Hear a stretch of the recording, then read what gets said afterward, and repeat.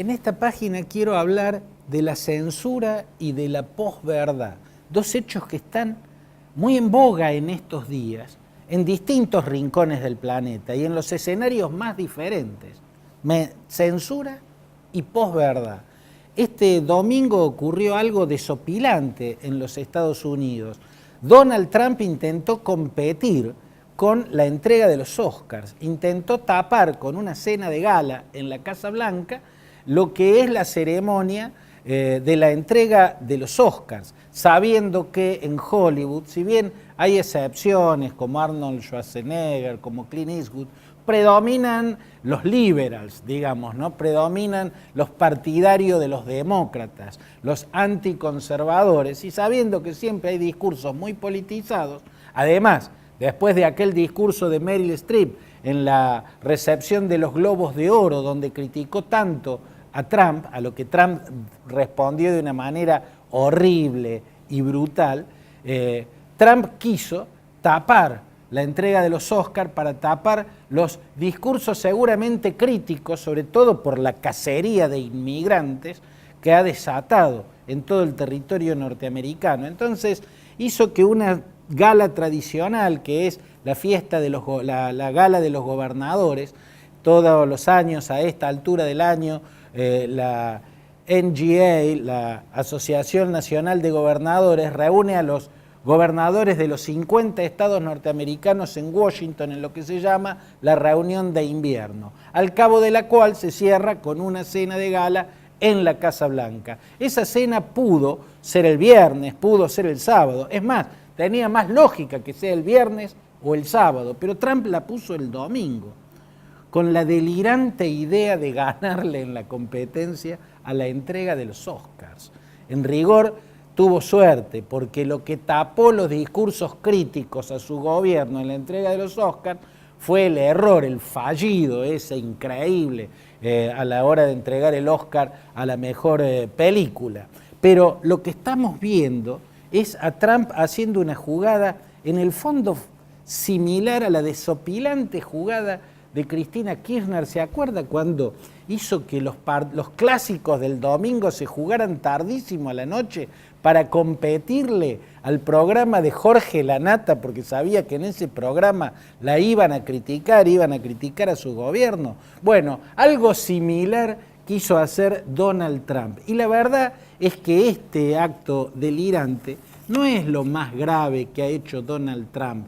Lo más grave es la censura lisa y llana, que empezó en los tiempos de la campaña electoral, cuando echó de una conferencia de prensa a un periodista por ser mexicano, y por ser mexicano sabía que lo iba a criticar duramente. Continuó cuando le prohibió preguntar a la CNN, ya era presidente. También antes que eso se había burlado de Sergey Kovaleski, un gran periodista de New York Times que tiene una discapacidad, y él imitó grotescamente y cruelmente los movimientos involuntarios que produce esa discapacidad, ¿no? Censuró al periodista de la CNN cuando le quiso preguntar en una conferencia de prensa y le dijo: no, usted no puede preguntar porque CNN miente, ¿no? Y luego llegó a lo máximo. En estos días una conferencia de prensa en la Casa Blanca a la que le prohibieron la entrada a 9 grandes medios, entre ellos The New York Times, Los Angeles Times y la CNN, ¿no? Esa locura de censura jamás se había visto en los Estados Unidos, esa modalidad de censura abierta que se parece en definitiva a la que inició Chávez contra los medios. Empezó contra Radio Caracas Televisión, siguió contra el diario El Nacional y terminó prácticamente cerrando todas las opciones de prensa libre que había, o de prensa crítica que había en Venezuela. O Rafael Correa, que fue un gran gobernante en muchos aspectos, pero fue despótico en otros, entre ellos en su fobia contra la crítica y en sus arremetidas feroces contra la prensa. Se parece a eso Donald Trump, y no es casual que se parezca. No es casual porque las razones del odio de Trump a la prensa es el odio a toda crítica. Por eso empecé citando lo de Hollywood. Por eso le respondió a la crítica de Meryl Streep en los Globos de Oro, llamándola lacaya de Clinton y llamándola actriz sobrevaluada. Porque Trump tiene dos cuestiones. Una es psicológica, es de su temperamento. No soporta que lo critiquen, no soporta que... es intolerante hacia la crítica. La otra tiene que ver con el pensamiento y el modelo político de su principal ideólogo. Hay que leer a Steve Bannon. Cuando uno lee a Steve Bannon, que es el verdadero arquitecto del poder que se está moldeando en los Estados Unidos y que de imponerse va a sepultar más de 2 siglos de un modelo de institucionalidad, Steve Bannon es el ideólogo y Steve Bannon es el que sostiene que la prensa es el enemigo, porque la prensa es aliada de lo que Steve Bannon llama la élite global. Y la élite global es el principal enemigo del pueblo norteamericano. Por eso Steve Bannon promueve el proteccionismo, la cerrazón, la antiglobalización, promueve la desglobalización, promueve presentar a la prensa como mentirosa, combatir toda expresión crítica y promueve salirse, luchar contra los tratados de libre comercio. Esa es la ideología de Steve Bannon y cuando uno se asoma a lo que Bannon ha escrito, además de entender lo que se está jugando en el escenario norteamericano, ve la cercanía con Laclau, por ejemplo. Ernesto Laclau fue el filósofo de cabecera del kirchnerismo, ¿no? Ve la cercanía con Lenin. El propio Steve Bannon se reivindicaba leninista y explicaba que como Lenin, él piensa que hay que demoler una institucionalidad para crear otra absolutamente diferente. Él es el ideólogo de crear en Estados Unidos lo que nunca hubo, un poder donde el gobernante no tenga límites, no lo limite el Senado, no lo limite la Cámara de Representantes, no lo limite un poder judicial y tampoco lo limite la prensa. Cuando uno se asoma al pensamiento de Steve Bannon, ve que hay un modelo que no es ni de izquierda ni de derecha, porque no es una cuestión ideológica, es un método de construcción de poder, un método que pasa por dividir a la sociedad y hacerla entrar en confrontación, por plantear a la prensa como enemiga del pueblo, por silenciar toda disidencia y sobre esa grieta, sobre esa sociedad en guerra permanente, esa sociedad convertida en campo de batalla, construir un modelo autocrático de poder que frene la globalización. Esta es la censura que se ve por estos días en los Estados Unidos, ejercida por Trump. En los mismos días se vio en Cuba algo también desopilante. La fundación que dirige la hija de Oswaldo Payá, un líder fallecido, un líder muerto de la oposición al régimen, un disidente, había decidido dar una distinción a Luis Almagro, secretario general de la OEA, a Laura Mariana Aylwin, hija del expresidente chileno Patricio Aylwin y exministra de Educación del presidente socialista chileno Ricardo Lagos. Ellos iban a ser distinguidos en Cuba y Cuba les prohibió el ingreso. Les prohibió el ingreso al titular de la OEA. Luis Almagro, uruguayo del Frente Amplio, fue el canciller del presidente Mujica. Aunque sean de derecha, si hubiesen sido de derecha y de centro derecha, también es horrible que les prohíban el ingreso a Cuba para recibir un premio porque lo da una ONG que es opositora, una fundación que no está con el régimen. Es horrible, pero a mí lo que más me llama la atención es el instinto autoritario, porque a esta decisión se la tomó no desde la neurona, sino desde el instinto, desde la naturaleza. Es un poco como la fábula del escorpión, ¿no? Que le pide a la rana que cruce el río, que cuando van cruzando el río la pica, y que cuando los dos se están hundiendo, la rana le pregunta, ¿para qué me picaste si junto conmigo vas a morir vos también por haberme picado? Y el escorpión le responde, es mi naturaleza.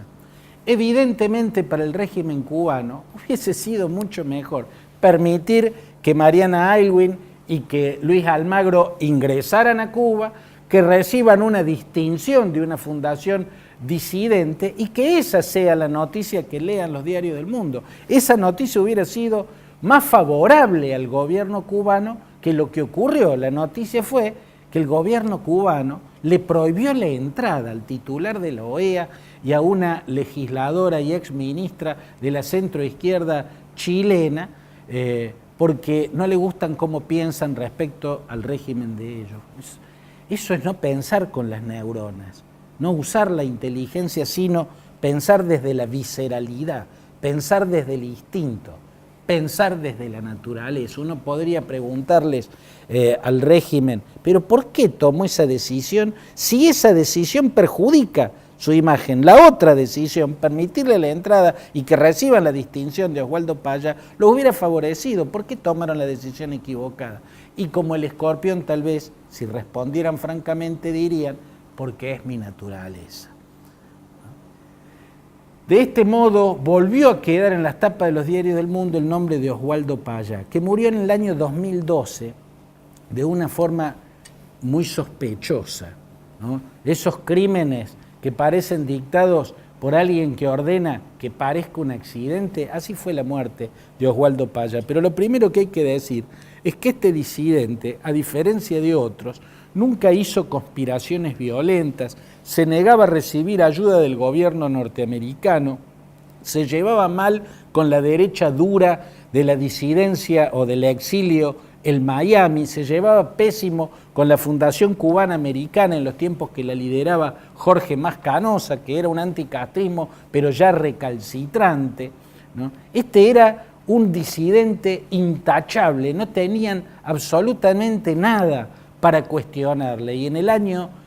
y también había promovido el llamado Proyecto Varela. El Proyecto Varela partía del artículo 88 de la Constitución cubana dictada en el año 1976, y ese artículo establece que un ciudadano cualquiera en Cuba puede proponer una ley si está apoyado por 10.000 firmas de ciudadanos. Bueno, el Proyecto Varela consiguió esas 10.000 firmas y proponía una ley que implicaba una apertura moderada y paso a paso hacia la democratización. En el año, hasta el nombre que lleva el Proyecto Varela es por Félix Varela, un sacerdote decimonónico que fue el fundador del primer laboratorio de física y química que hubo en La Habana. Era profesor de física ese sacerdote y promovió un método de educación en la cual la cuestión era aprender razonando y no memorizando. Por eso en Cuba lo llamaban el que nos enseñó a pensar, ¿no? El nombre de Félix Varela fue el nombre de este proyecto, ¿no? Proyecto el que nos enseñó a pensar. En el 2012, le decía, iba en un automóvil con otro dirigente disidente y manejaba un español que los estaba visitando, y hubo un accidente en una ruta del oriente de la isla y Oswaldo Paya murió. El español quedó preso, era el que manejaba el auto, dijo ante la justicia cubana que había sido un accidente, pero apenas el gobierno de España logró que lo liberaran y fue repatriado, lo primero que hizo cuando llegó a España es decir que había sido obligado a mentir y que en realidad un auto los había chocado y los había llevado a ese accidente en el que murió Oswaldo Paya. Y la verdad es que en Cuba, el llamado G2, que es uno de los aparatos de inteligencia, los Gerardos le dicen en Cuba a los agentes del G2, están altísimamente entrenados para cometer asesinatos que parezcan accidentes. Están altísimamente entrenados para eso. Lo que menos le convenía al régimen cubano es que el nombre de Osvaldo Payá volviera a los diarios del mundo y volviera por esa triste razón, un obtuso acto de censura. Hasta aquí la censura. Después de un corte muy breve, la posverdad. Bueno, en rigor el tiempo solo me va a alcanzar para dejar anunciado un tema que es clave para entender el mundo de estos días y también el país de este tiempo. Ese concepto que aparece en un libro de Ralph Keyes, el sociólogo que en el 2004 publica La era de la posverdad. La era de la posverdad. ¿Qué es la posverdad? De algún modo se emparenta con aquello que escribió Nietzsche en las primeras décadas del siglo XX, cuando dijo: no existen los hechos, sino la interpretación de los hechos. Pero la posverdad no es exactamente